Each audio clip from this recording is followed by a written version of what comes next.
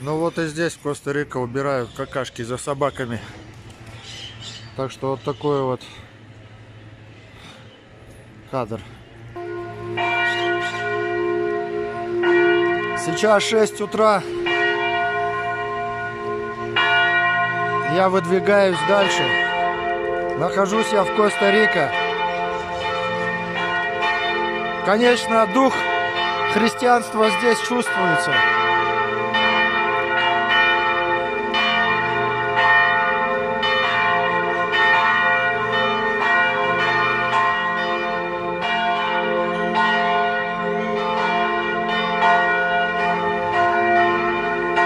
Продолжаем путь, дорогие друзья. Сейчас уже пошла такая тема, вплоть до выживания. Тут уже по-другому никак не сказать.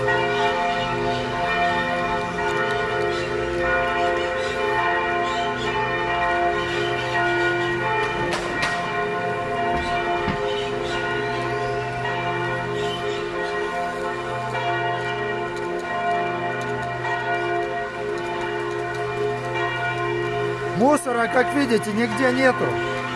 Все абсолютно вылизано и вычищено. Так, вот я приехал на такси. Сейчас такси отъезжает. Ворота вроде открыты, но так никого не видать. Сейчас, не знаю, может здесь подождать или уже заходить. Я приехал немного раньше. Мы договаривались на 10. А сейчас 7:30 где-то. Вот такая вот русская церковь. Православная на Коста-Рика. Я про нее читал в интернете, и написано, что она, значит, построена на пожертвования русских. Значит, тут есть русские.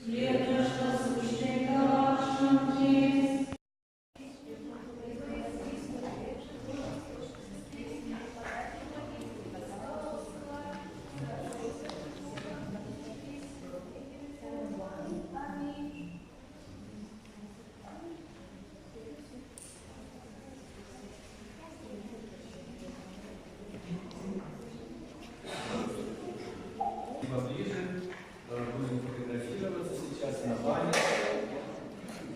Очень красивая фотография. Да. Она со мной. Все спали.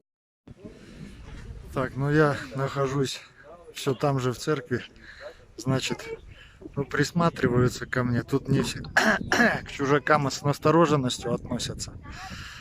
Но один человек предложил мне, где-то в джунглях у него ферма есть, пока там перекантоваться. Но у меня выбора другого нет. Я постараюсь за эти 2 дня использовать максимально, пока я буду находиться в отеле, найти себе какой-то заказ на работу, чтобы остаться все-таки в городе. Но на крайний случай уже есть хоть какая-то зацепка мне остаться здесь, хоть в этих джунглях.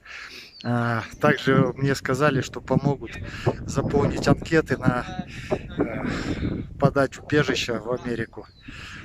Пока такие новости. Там сейчас стоит батюшка, ну они разговаривают там по своим делам, короче. Пока такие новости. Ну хоть что-то, хоть что-то.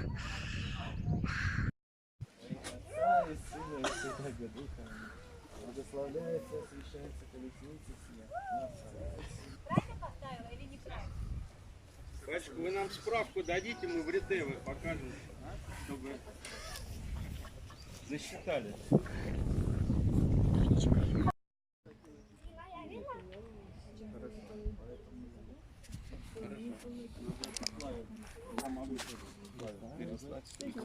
Мы еще посмотрим на закон, да, Наталья? Закон. И там написано, что Люка входит. Ну надо еще, чтобы адвокат узнал.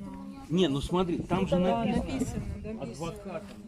Но этот адвокат сейчас, ну, без этого юридика узнал.